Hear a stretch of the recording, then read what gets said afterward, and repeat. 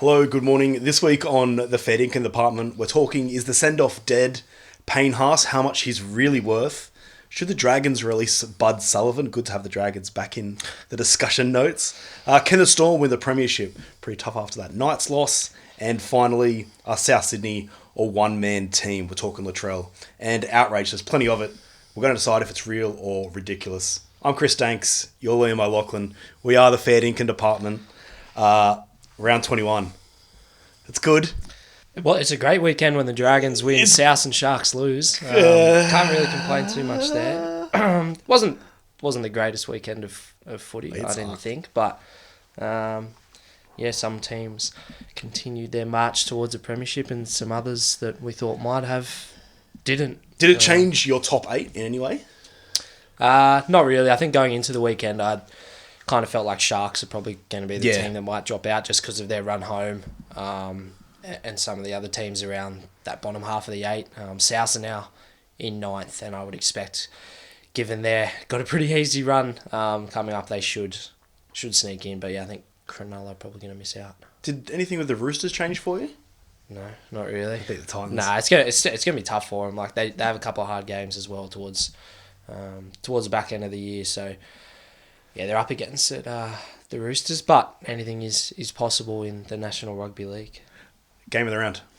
That's tough. I quite enjoyed the Broncos-Rabbitohs game. It was very messy. Yeah. A couple of sin bins and stuff as well. A lot of errors for two teams that are right up there. And geez, I think it was Ashley Klein. Put your whistle away, mate. let the boys play. But I enjoyed it from an entertainment perspective. What about yourself? Ashley Klein was loving it. It's like it was at Stereosonic kind of a few years ago. Warriors-Raiders, I don't think it was even close. That was the game of the round for me. I loved it. Obviously, Sharks-Manly was diabolical, and that's a horrible way to end the weekend. So there was lots of staring at the ceiling last night, wondering where it all went wrong. But yeah, Warriors-Raiders, I'm all for the Wars, as they say. But let's talk first topic. Marty Tapau, Tarek Sims. Is the sin bin dead? We spoke a little bit about this last week. There was 12 send-offs last year. Did I just say is the sin bin dead? I think so. But so there was 12 send-offs last year. There's been one this year. Which Saifiti was it? Jacob. It's sent off for a high tackle on Jake Simpkin, which was a bad one. Yeah. You had Reg's one last week, which was a good option. Wasn't sent off. You've had Marty Tapau, who apparently got written warning about lifting the knee, and then decided to do it anyway from a 30-metre run-up. When you were watching it live, send-off? Or? Yeah, 100%. I can't believe that he only got 10 minutes on the bin. That was like a clear, deliberate act. If he collected Campbell Graham in the jaw and broke his jaw, or he was concussed or something, they probably would have sent him off, because you know what referees are like. They react to injuries and that kind of stuff. But luckily for Stretch, he came out of it okay. But yeah, I can't believe he stayed on the field. He had, like you said, a 30-metre run-up. This is somewhat premeditated, you would think, or just a complete brain explosion in the last 2 seconds before he got to the defensive line. But yeah, the way he lifted his knee, it wasn't pretty. That's wild to think if he gets 3 to 4 weeks of that. Yeah, 3 to 4. I can't imagine he's going to go to the judiciary and fight it, so it should only be 3. But yeah, they got that one wrong. The referees, in my opinion, there was another one on the weekend, which I think we both might agree probably could have been a send-off as well. The Tarek Sims one. Yeah. I actually thought Tarek Sims was worse in real time. So he's gone in. So it was great. It's been called a grade 2 careless. But it looks like he's got about to drive for the hips, and then he's popped up at the last second and thrown his massive, swinging, beefy arm. And I thought that was probably more of a send-off. Yeah, I thought watching live and then the replays as well, I thought that that one should have been a send-off as well. Because I don't know if I could even call that careless. I would have probably leaned towards the lower grading for a reckless for Tarek Sims there. So, but he's got a pretty dusty record at the judiciary from his time at the Dragons. So I think he's looking at 2 to 3 weeks, and he got charged for something else during the same game as well. So all within about the same 5 minutes. Had himself a day. So both probably could have been send-offs, especially last year, as I said. There was 12 last year, all the way up to the prelim final, just the one this year. Is the send-off dead in the NRL? I don't know if it's dead, but it feels like the referees are, I don't know if they've been told not to. Yeah. I think bringing in, a couple of years ago, bringing in sin bins for foul play, they had that magic round crackdown in 2021, which was just diabolical. But after that, it hasn't been too bad. I think it's been a good introduction for the officials. But yeah, these ones were both send-offs in my eye. So yeah, I don't know if I would say it's dead, but it sure feels like it. Yeah, on the endangered species list for now.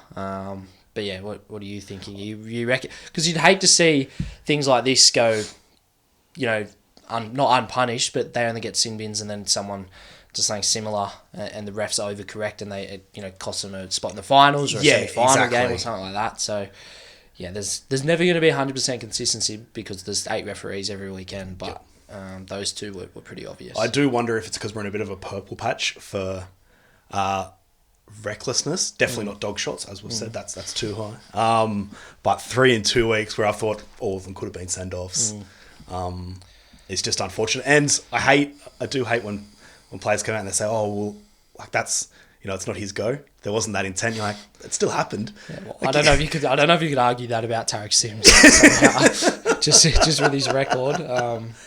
But yeah, look, at the end of the day, the Storm lost. Yeah.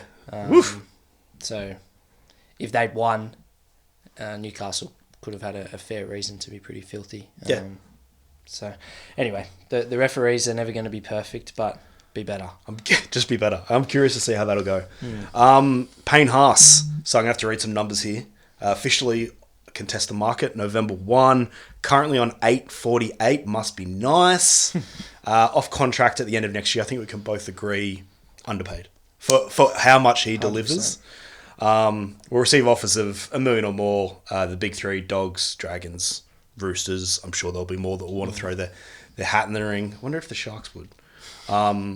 Kevy's confident that Haas will re-sign, said he'll be a Bronco for life. So I was thinking, you wrote a yarn about 2 weeks ago, possibly more, about where he ranks in the top 10 props. Let's just bang through them and see where he fits. Number 10, Josh Papali, 800,000. Better than? Yeah, he's better than Josh Papali at this stage of the game anyway. Yeah. Then you got Payne. David Clemmer at 850. He's offering more than Dave Clemmer, but he's had a good year. Clemmer's had a great year. Yeah, statistically, should have probably been in the Origin team, but I'm not a selector, so.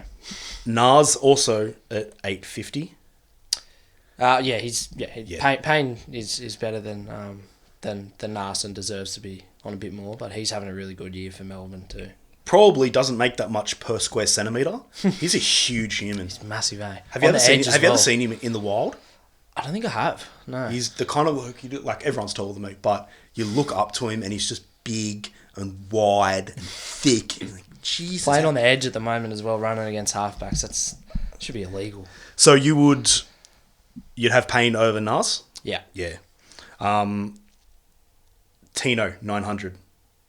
That's unders for Tino, but I still think Payne is... I'd have him ahead of Tino at the moment. I think we've had this conversation before. Would you take Tino or would you take David Fafita? Tino. Yeah. Well, it depends what club you are. If you're a club that needs a forward leader or a middle, you're probably taking Tino. But if you need an X factor or you need someone in the back row to round out your forward pack, you'd look at Dave. But I think I think most clubs would probably go Tino ahead of Dave Fafita at the moment. I do feel bad when David Fafita's running at edges, like maybe like a 5'8" or even a decent sized centre. You're like, that's not fair. You're the size of a house. All right, so we're into the top 5. PAYNE HAAS, 848. Jake Trbojevic, 950. That's massive overs for Jake Trbojevic. At the time, possibly not. Possibly not, but I think they've had to come to the table with a big deal to keep Tommy happy. So I would be taking PAYNE HAAS over Jake any day of the week. We've got a few more on 950. Tarpanay and Junior Paulo. Yeah, Payne's ahead of both of them. Joe Tarpanay was probably prop of the year last year. Maybe hasn't been as impressive this year, but he's still right up there. But yeah, Payne over both of those guys for me. And then finally, James Fisher-Harris and Adam Fanua-Blake. I really like James Fisher-Harris, but you like HAAS more than both. Yeah. Payne HAAS, in my opinion, is not only is he the best front row in the game, I think he's the best forward period in the game. For what he brings for 60, 65 minutes week in, week out for Brisbane, 23 years of age, up right near the top for post-contact meters, offloads, tackle breaks in terms of front rowers. There aren't too many that do what Payne does week to week. So for me, he's 848,000 for Payne HAAS. When you look at some of the other guys on this list, it's huge unders. He obviously signed that contract a little while ago, so he's due for a big upgrade, which is why he is testing the open market. But Adam Fanua-Blake is top of the props in terms of money at the moment, and to be honest, if you look at it, he's on just over $1 million. The way he's played this year, it's probably fair enough. I know a lot of people say, and I saw some stuff on social media over the weekend, that front rowers don't deserve to be paid X amount of money. But I think if they're influencing a game the way that Adam Fanua-Blake does for the Warriors, and especially what Payne does for the Broncos, he's won their Player of the Year 4 years in a row as well. Wow. And he's probably on track for 5 too, and they're right up there in terms of Premiership contenders this year. So I think Payne's worth well over $1 million, to be honest. Sounds like you're reading Wayne Bennett's burner account on Twitter. Remember when he used to say that about props? They couldn't be over 400k. Yeah, it's a lot. There's a long time ago. Yeah. I could see why people think maybe props don't deserve to get as much as obviously a halfback or fullback or something like that. That's fair enough as a blanket statement.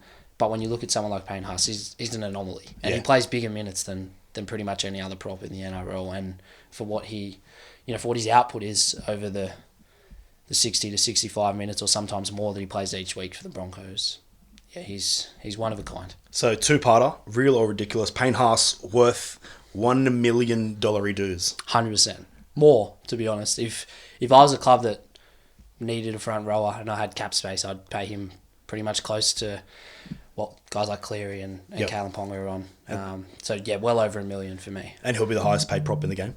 100%. There's no way he comes out of this latest contract saga not earning more than Fanua-Blake and Fisher-Harris. That's fair. The Dragons halves dilemma. Again, part 3, part 4. Do you want to give us the backstory of where we're at? Yeah, so obviously they had a bye a couple of weeks ago, which is why they probably didn't feature on this podcast last week, but probably pushed themselves out of wooden spoon contention, hopefully, I think so. With a win over the Tigers. Wasn't overly impressive. One man that wasn't there was Bud Sullivan. He's probably out for the rest of the year with a hamstring injury. He's had a bit of history with these issues. Obviously, the Dragons have been in the headlines a lot this year for a myriad of reasons, but Ben Hunt's been the main one. He obviously asked for a release a couple of months back or a month back during the Origin period. The club have denied that, and now Shane Flanagan came out over the weekend in the Daily Telegraph, I believe he was quoted, saying that he feels like Ben's going to stay now. He likened him to maybe a Paul Gallen or a Luke Lewis when he was at Cronulla, someone that's could lead them to a premiership before it's all said and done. So that leaves Bud in a tricky situation because they've obviously got Junior Amon as well, and 3 doesn't fit into 2. They've already got rid of Moses Mbai. He's off to St Helens immediately, so Flano is wielding the axe, and it looks like Bud could be possibly off to the Tigers, is the rumour. Good for the Tigers. Yeah, it's a great get. If he can stay fit, I really like Bud. I would like to see him stay at the Dragons, but Flanagan's going to make the tough decisions, and this looks like it's going to be one of them. Do you know how old he is off the top yet? 21. Yeah. So he would have played a lot more first grade if it wasn't for the injuries that he's had. He just can't seem to.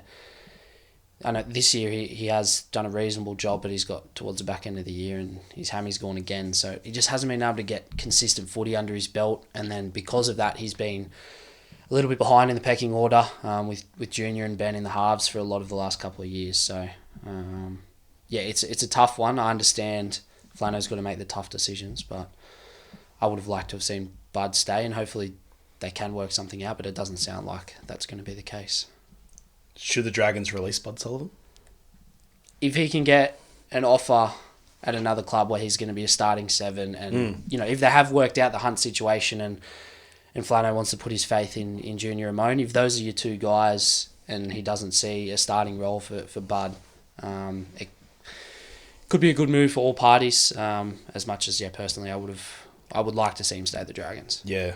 She said that'd be a great get for the Tigers. As long as they're not releasing Bud Sullivan to bring in a discarded halfback from the Bulldogs for next year. So that is the rumour that keeps going around. That wouldn't be a great look, but hopefully Kyle is not with his dad at the Dragons, and if Bud does move on, it works out for everyone. On to the Melbourne Storm, my secret second team. I can't help it. I know. I don't know why. That's bizarre as a Sharks fan as well. Yeah, I just look good in purple. Yeah, right. Okay. An exceptionally disappointing loss to Newcastle on the weekend. Poor Christian Welsh. Had a bit of history come back and bite him on the ass. Although, handled it like a boss, I thought. Yeah, he did. Yeah. Which was very good of him. So they had previously lost 11 straight to the Storm. Yeah. And then, because you remember early days, they were a real bogey team for the Storm. And then obviously it's fallen apart in recent years. The Storm now, they're sitting in 4th spot, only 4 points clear of Souths in 9th. They have the Eels this weekend. I'm very interested to see what happens there. Yeah, that's a big game for both clubs. I don't think Storm are in a hell of a lot of danger of missing the 8, but certainly missing the 4 looks like it could be a possibility. And Parramatta are really they're continuing to play for their season every week. They're just inside the 8 at the moment, but we know how quickly those things can change. So that's a huge game for both clubs, especially the Storm if they want to get that second chance in September. You've also got the Raiders who have the Knights this weekend as well. So assume if the Storm do lose, they're out of the 4. Yeah. They're almost out of the 8. It's a wild top 8 this year. Yeah, it's crazy. Were you in any way surprised by this happening with the Storm? I think everyone was surprised, but I was surprised by the loss on the weekend, but I wouldn't say I've been too shocked by their overall campaign so far across 21 rounds. They've lost they've lost a lot of experience, especially in the forwards, and it's kind of tested their depth a little bit. Obviously, Felice Kafusi and the Bromwich brothers were huge losses for them, and Ryan Pappenhausen, he's been out for the entire season, so their depth has been tested, especially in the forwards. Some of the guys that would be 25 to 30 in your 30-man roster have now played 10 or more NRL games. I haven't been overly surprised, but you would think with the amount of quality in their roster that they're still going to be hard to beat in the back end of the year. I think that's where it'll really come to the fore for them. And I'm kind of the same, but if you looked at their 1 to 13 each week, you'd be like, they're still a gun side, they're still a Melbourne Storm. But if one thing goes wrong for them, there's a fair drop-off. However, they've had that much finals experience now, and I think we're all Cameron Munster apologists here, but I think having like a pretty settled spine for a lot of the year will really help them. I think they'll still finish in the 4. Even if they don't finish in the 4, I feel exceptionally bad for the Sharks, who will probably finish 8th, and they'll have to play them. I think there's still a big premiership chance. I don't. I don't think... I would have them a little bit further down the pecking order in terms of potential premiership chances this year. Penrith at the moment are probably the front runners, but if we're looking across the rest of the top 8 or top 9, if you include South Sydney, I would still have South Sydney ahead of Melbourne in terms of being a premiership chance, which I'm sure we'll get into a bit of South Sydney chatter shortly. The Broncos, definitely I have them ahead of Melbourne. I really like what I've seen from the Warriors throughout the course of the year and especially recently. Yep. So those few teams, and the Cowboys as well, who were just going from strength to strength in the back half of the season. So I would have 4 or 5 teams ahead of Melbourne at the moment as premiership contenders. So Storm are third favourites still. Panthers, excuse me, Panthers $260, Bronx $450, and then Storm and Rabbitohs $8.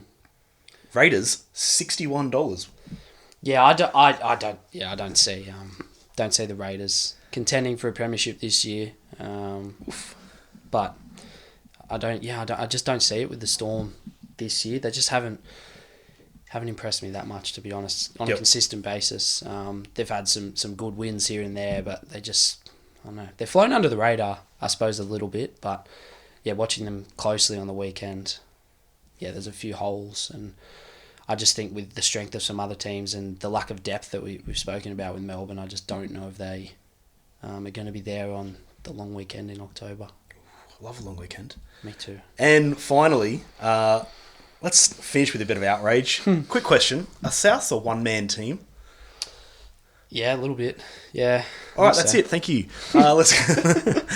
So they haven't... Trell's been gone since round 12? Yeah. They've been 2-5. Yeah, that's not great. So 5 losses in this stretch without Latrell.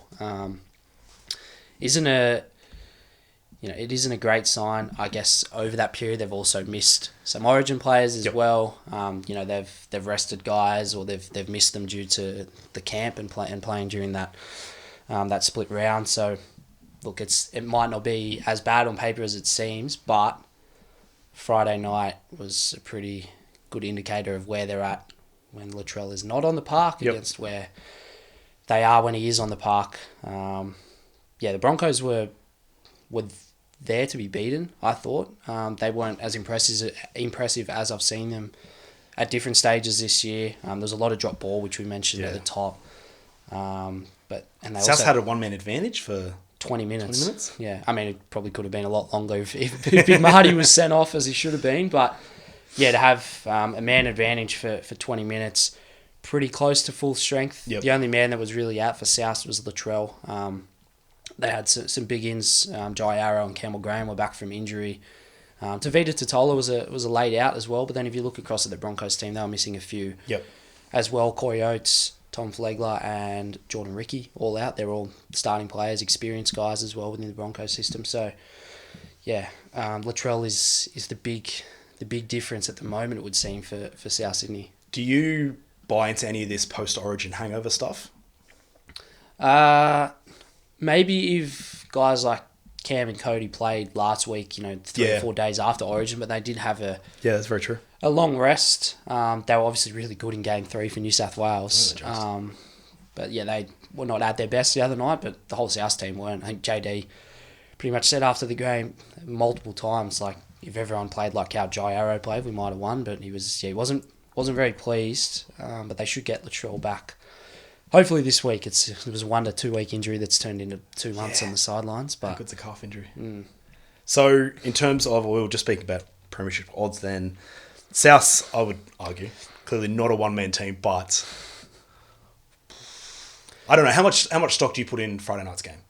Is that where Souths are at? That they can compete, but probably not with the absolute top sides without Latrell? Yeah, they need Latrell. It's not just what he brings from an ability standpoint, but I think he just gives them a lot of belief and confidence the way that he plays, especially in the first half of the year. They looked tremendous, and the Origin period is always tricky to navigate, but without Latrell they're no chance of winning the comp. Without Latrell, that's no disrespect to the guys that are there, or Blake Taft that fills in a fullback, but without him, he's their main man, and he's on the big bucks for a reason as well, Latrell.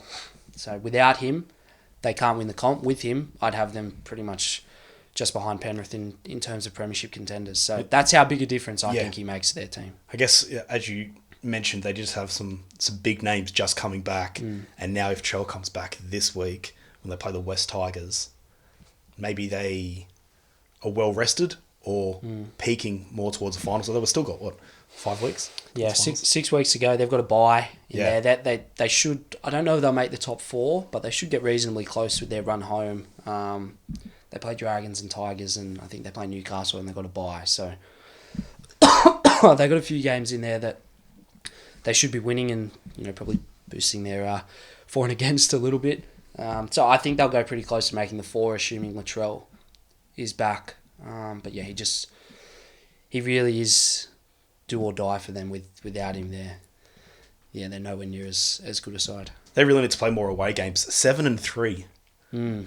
Compared to, obviously, the 1-3 last 4, but at home, 3-6. Oof. They're away for a little bit as well. They Yeah. took a home game to Sunny Coast last week. They're playing up in Cairns. They got in a couple T-shirts of made up weeks. for it. I thought that was awesome. Yeah. So they're away for a bit. They don't play back in Sydney, I believe, until round 27 against the Roosters, which could be a good game if the Roosters go on a bit of a run. We always know what those games end up being like with the rivalry. But yeah, if Latrell's back this week against the Tigers or even the week after, they should pretty much win every game and get close to the top 4.